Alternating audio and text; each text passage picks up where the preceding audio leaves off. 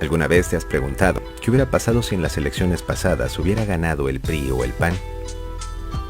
Para empezar, cabe comentar que en el año 2023 termina el Tratado de Bucareli, firmado por México y Estados Unidos el 13 de agosto de 1923, un tratado infame hecho con desprecio, vileza y maldad contra el pueblo de México. El presidente Álvaro Obregón estaba urgido de ser reconocido por los americanos, pues Obregón llegó a la presidencia por un golpe militar. Entonces estaba de presidente en Estados Unidos John Calvin, y encargado de los asuntos norteamericanos estaba George Summerland, y Alfredo Pani por parte de México. Estos últimos dos firmaron el tratado que, debido a ser tan infame, no fue aceptado por ninguno de los dos congresos. De esta manera, quedó como un tratado de buenos caballeros, el cual fue publicado en el periódico oficial el 26 de febrero de 1924. Estados Unidos aprovechó para exigir en ese tratado el pago por indemnización a los ciudadanos norteamericanos por daños causados en sus propiedades e instalaciones debido a la Revolución Mexicana, que duró de 1910 a 1921, y pedía el reclamo por todas las ganancias no obtenidas en ese periodo, incluyendo las petroleras otorgadas en 1927.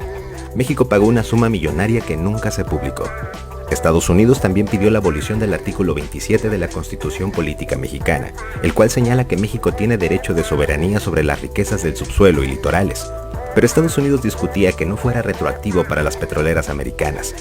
El tratado también le prohíbe a México producir maquinaria para sus propias industrias.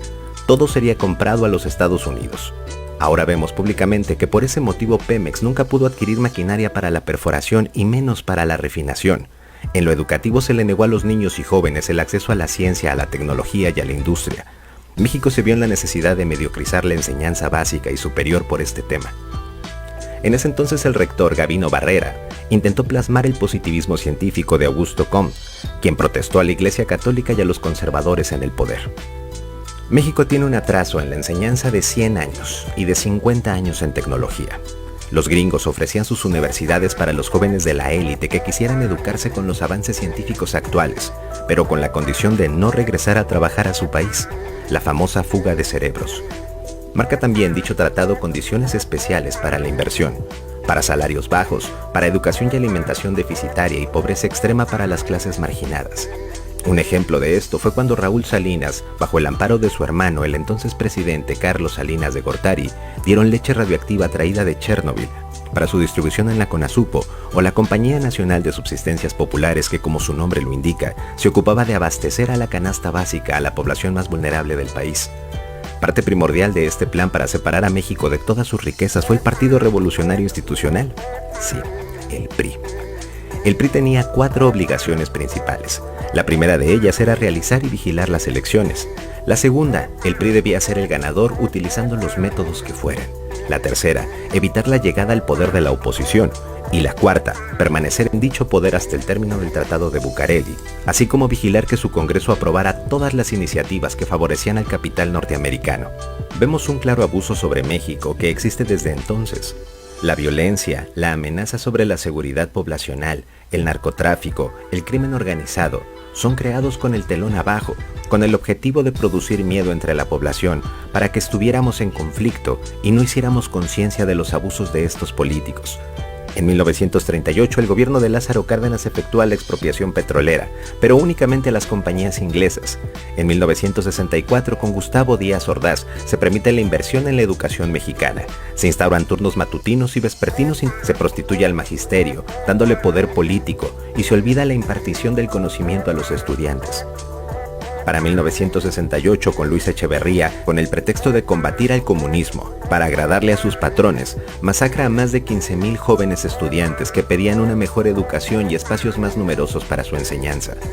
Durante ese gobierno, el Estado compró todas las empresas nacionales de producción e industria.